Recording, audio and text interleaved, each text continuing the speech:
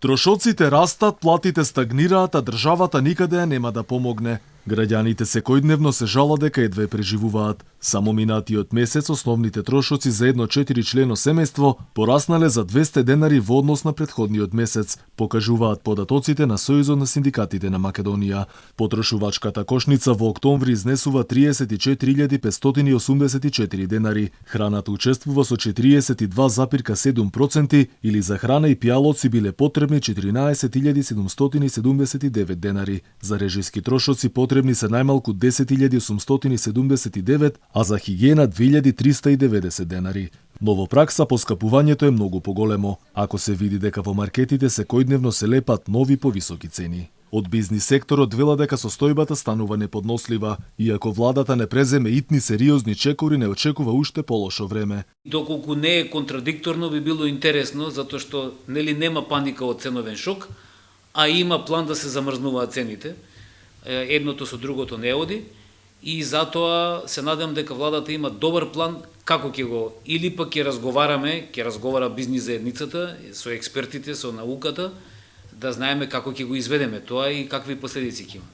Од ССМ алармираа дека подитно ни треба зголемување на платите зашто се живо е поскапено. Вела државата да ги прифати забелешките на синдикатите во врска со зголемување на платите за да не се продолжи трендот на осиромашување. И државната статистика измери дека вртоглаво растат трошоците за живот. Во октомври пораснале за 4,1% за разлика од истиот месец лани. Иако бизнисмените сметаат дека инфлацијата од 3,1% колку што прогнозира Народната банка за годинава е песимистичка и нереална, гувернерката смета дека место за паника нема. Сево ова укажува дека очекуваме инфлацијата да остане во умерени рамки. Ако се гледа инфлацијскиот индекс во структурата кај нас, значајно влијание имаат цените на храната и енергенсите. Впрочем, околу 50% од вкупниот инфлацијски индекс зависи од движењата на цените на храната и енергенсите.